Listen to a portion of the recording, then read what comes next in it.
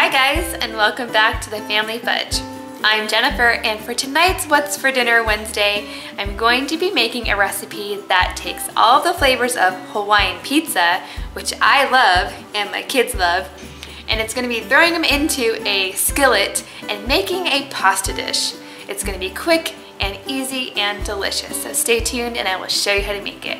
The Family Fudge, the Family Fudge. They are mostly sweet but full of nuts. So I love this Hawaiian pasta dish. It's easy, you can throw it all into one pot, it doesn't make a big mess, and you can make it in less than 30 minutes. I'm a big fan of the combo of the salty ham and the juicy pineapple together. It is so good. Here's what you need for Hawaiian pasta. I'm going to be using about 1 tablespoon of olive oil, 2 cups of cubed ham. You could definitely use some leftover Easter ham for this, or you could just buy like a ham steak and cube it up. I'm going to use a 12-ounce box of pasta. Now generally I like to use rigatoni for this dish, but I was all out, so penne will work totally fine. And mine just happens to be gluten-free, but you can use any pasta you prefer. I'm going to be using 1 cup of tomato sauce. I need a cup of chicken broth, about 1.5 to 2 cups of mozzarella cheese, about 1.5 cups of pineapple chunks. You could also use tidbits if you prefer. Then I have some garlic powder. I'm going to use probably about a teaspoon of that. And then a teaspoon of Italian seasoning. This is what's going to help make it taste like our Hawaiian pizza. And then we have salt and pepper to taste. I've got my pan on medium heat. And to that I'm going to drizzle about 1 tablespoon of olive oil. And we're going to add our cooked ham. Now this ham is obviously already cooked. We're just going to crisp it up a little bit. Now I'm going to add 1 cup of tomato sauce. About 2.5 cups of chicken broth. 1 teaspoon of garlic powder. 1/4 teaspoon of black pepper. I'm going to start with just 1/2 teaspoon of salt. You guys know I like to taste it as I go to make sure I don't put too much salt.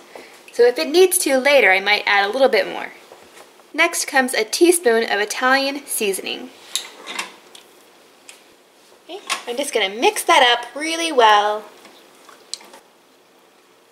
I'm going to add my box of noodles, and the noodles are going to cook in the sauce.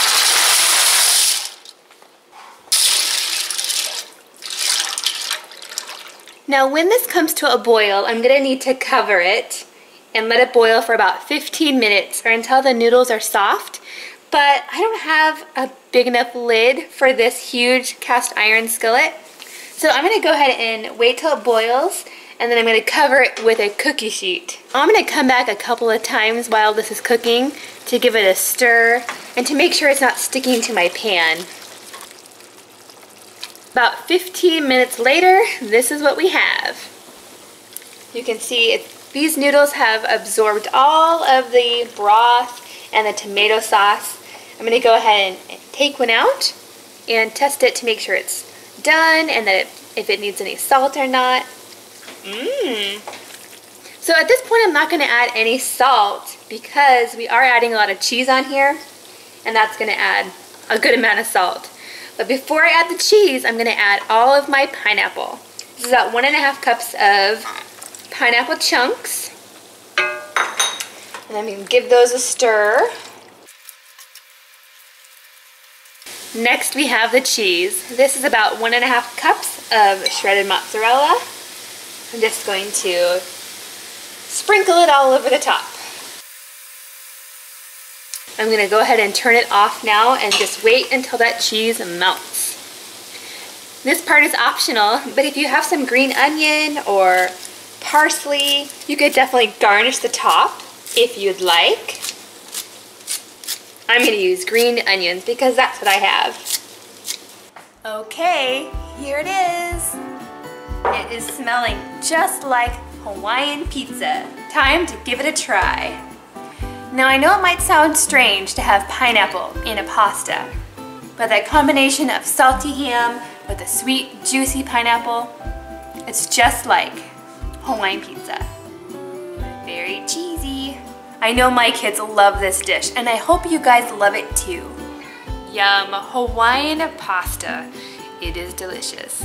If you like this video, please give it a big thumbs up and consider subscribing if you're not already, because I like to share a new recipe every Wednesday. Thanks for watching, and I'll see you next time.